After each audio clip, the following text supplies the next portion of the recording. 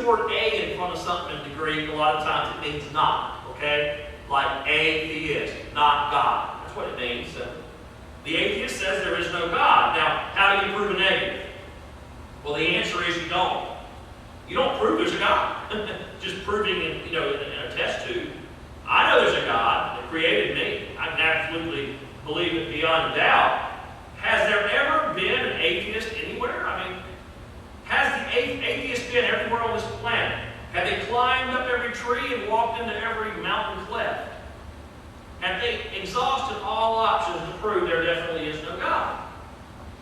Can something come from nothing? And that's what you have to assume, that there is no God. The atheist has no hope. Something doesn't come from nothing. But there is an uncaused cause called God. And so the foolishness of atheism is pointed out twice in the Psalms. Same psalm, 2 times written. Psalm 14:1, Psalm 53:1. Same thing. 14:1, 53:1. The fool has said in his heart, there is no God. They are corrupt. They have done abominable works. There is none who does good. That's twice. They have a special holiday every year. April the 1st, National Atheist Day.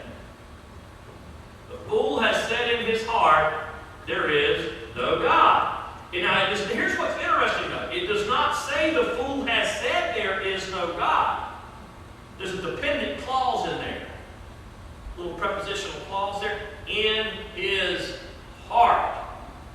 Now that word for heart in the Hebrew, just like it does in the English a lot of times, it means the innermost being. It does mean an inner organ. Labah, that word does mean a couple of ways of putting it. It's a very, very old word, very old Hebrew word. And it can mean your heart beating in your chest.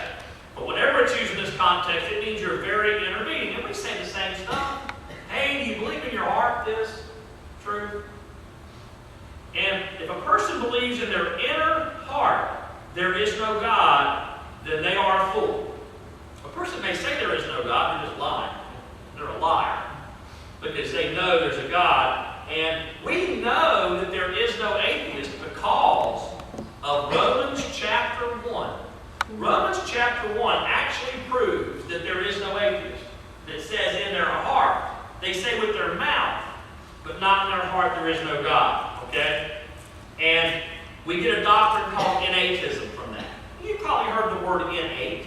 Innate means something's in you. Innateism is within you. Okay?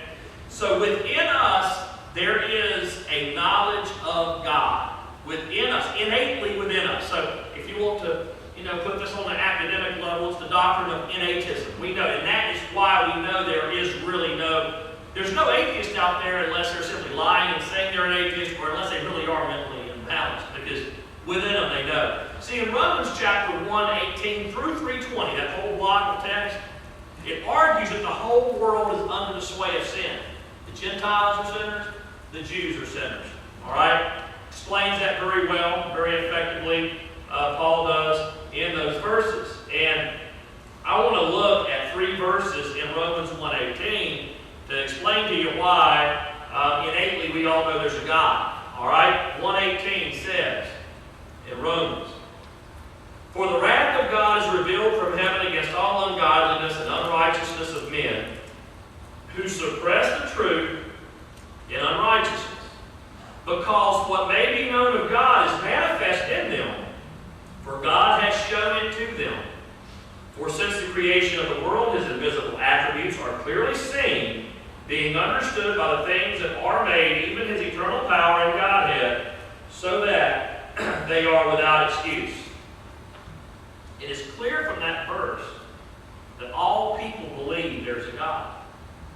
And we also see, interestingly enough, too, that they're without excuse.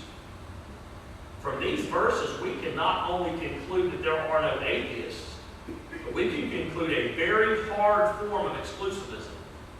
In other words, a person not accepting Jesus Christ will not go to heaven.